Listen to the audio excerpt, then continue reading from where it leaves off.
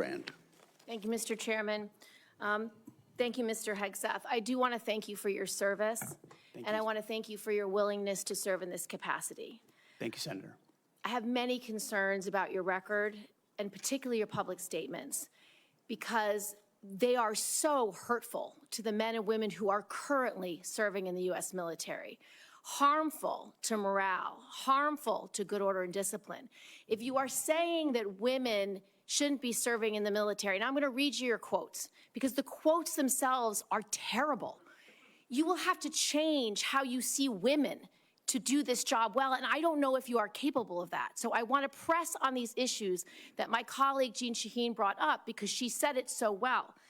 So first of all, you answered your questionnaire. Do you believe that any American who wants to serve in their country in the military and can meet objective standards set by the military should be allowed to serve without limitation?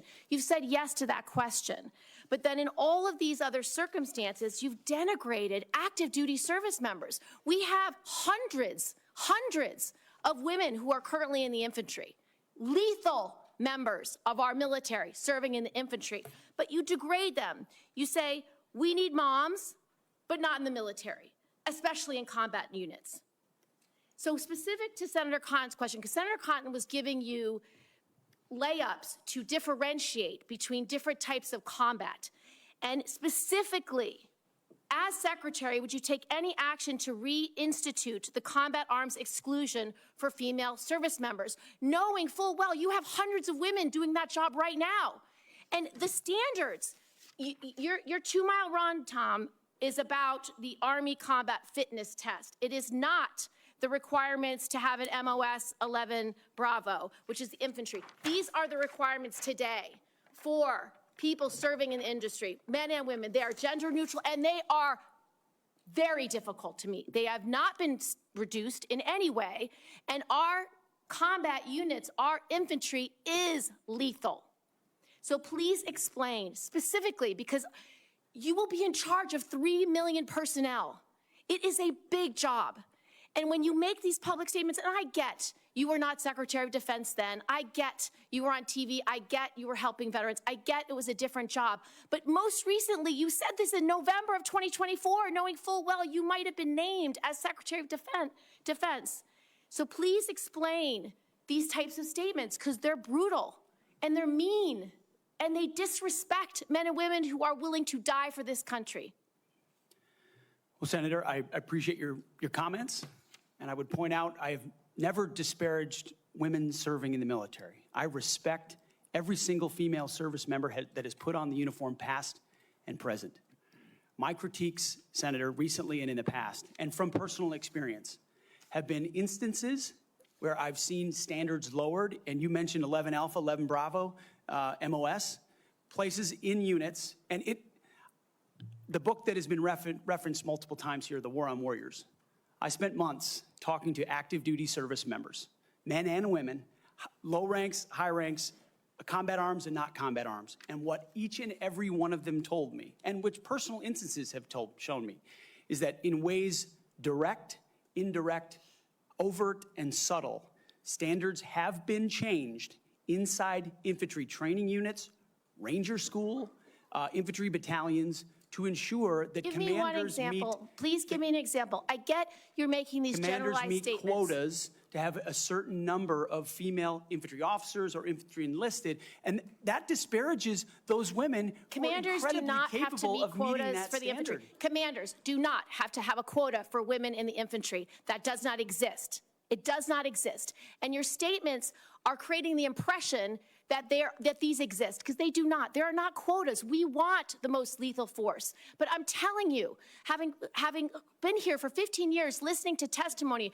about men and women in combat and the type of operations that were successful in Afghanistan and in Iraq, women were essential for many of those units. When Ranger units went in to find where the terrorists hiding in Afghanistan or in Iraq, if they had a woman in the unit, they could go in, talk to the women in a village, say, where are the terrorists hiding? Where are the weapons hiding? And get crucial information to make sure that we can win that battle. So you cannot denigrate women in general, and your statements do that. We don't want women in the military, especially in combat.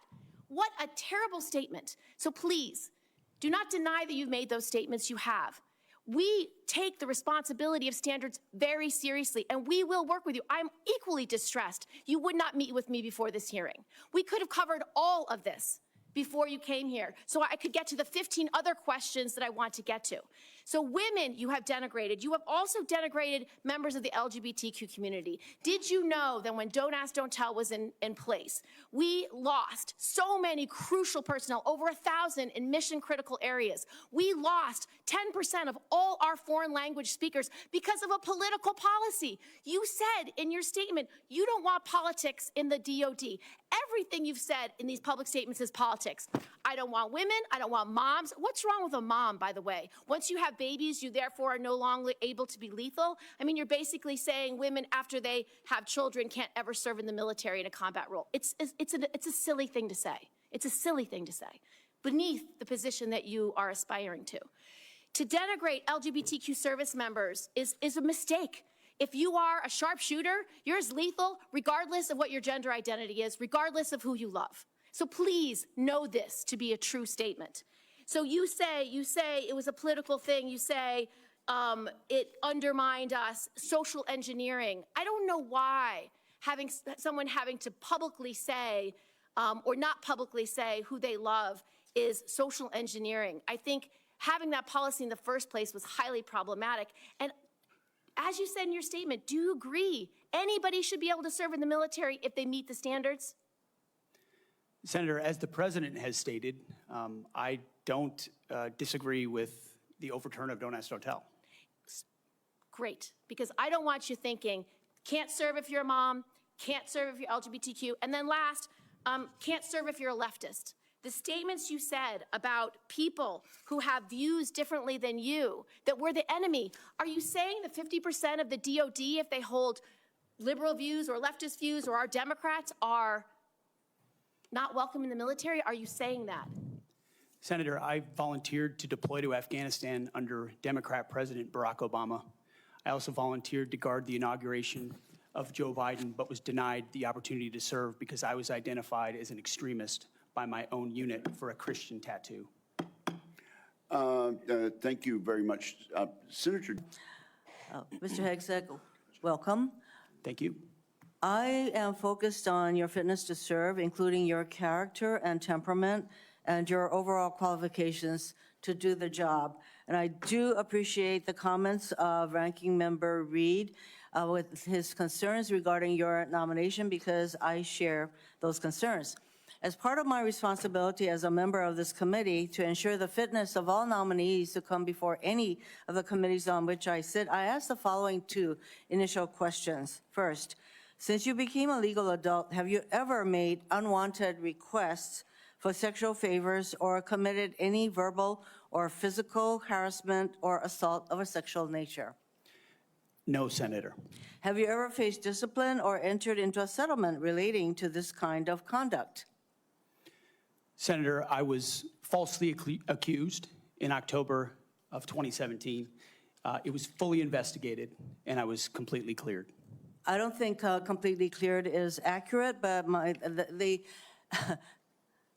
the fact is that your own lawyer said that you entered into an NDA and paid a person who accused you of raping her a sum of money to make sure that she did not file a complaint. Moving on. As Secretary, you will be in charge of maintaining good order and discipline by enforcing the Uniform Code of Military Justice, UCMJ. In addition to the sexual assault allegations, and by the way, the answer to my second question should have been yes.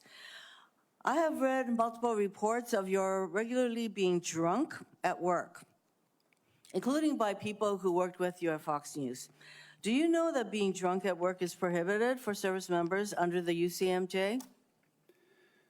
Senator, those Yes are or no? multiple false anonymous reports peddled by NBC Do you News know that run directly drinking on the job contradictory to the dozens of men and women at Fox News Channel who I work with I'm who not came hearing on the the answer to my record question. and said they've In your never opening seen statement, that. Mr. Hegseth, you commit to holding leaders accountable at all levels. That includes you, of course. And frankly, as secretary, you will be on the job 24/7. You recently promised some of my Republican colleagues that you stopped drinking and won't drink if confirmed, correct? Absolutely. Will you resign as Secretary of Defense if you drink on the job, which is a 24/7 position? I've made this commitment on behalf of the Will you men and women I'm resign as serving. Secretary of Defense I've if made this you commitment drink on on the behalf of job? the men and women I'm serving. I'm not because it's the hearing- most important deployment I'm not of my hearing an life. answer to my question, so I'm going to move on. While you have made that commitment, you will not commit to resigning if you drink on the job. As Secretary of Defense, you will swear an oath to the Constitution and not an oath to any man, woman, or president, correct? Senator, on multiple occasions, including as a young second lieutenant, I have sworn an oath to the Answer is Constitution, yes. and I'm proud to do so. Yes, ma'am. In June of 2020, then President Trump directed former Secretary of Defense Mark Esper to shoot protesters in the legs in downtown D.C., an order Secretary Esper refused to comply with. Would you carry out such an order from President Trump? Senator, I was in the Washington, D.C. National Guard unit that was in Lafayette Square during those Would you events, carry holding out a an riot order to shield on shoot behalf of my protesters country. in the legs? I saw 50 as Secret directed Service agents to get injured Secretary by Esper? rioters trying to jump over the fence, set Again, the church on fire, and destroy You know a what, statue. that sounds to me that you will Chaos. comply with such an order. You will shoot protesters in the leg. Moving on. President-elect has attacked our allies in recent weeks, refusing to rule out using military force to take over Greenland and the Panama Canal, and threatening to make Canada the 51st state. Would you carry out an order from President Trump to seize Greenland, a territory of our NATO ally Denmark, by force, or would you comply with an order to take over the Panama Canal? Senator, I will emphasize that President Trump received 77 million votes to be the lawful We're commander-in-chief not of talking this about country. the election. My question is, would you use our military to take over Greenland or an ally of Denmark? Senator, one of the things that President Trump is so good at is never strategically tipping his hand. And so I would never in this public forum give one way or another direct what orders the president would give me in any context. That sounds to me that you would contemplate carrying out such an order to basically invade Greenland and take over the Panama Canal. Current DoD policy allows service members and eligible dependents to be reimbursed for travel associated with non-covered reproductive health care, including abortions. Will you maintain this common sense policy? Senator, I've always been personally pro-life.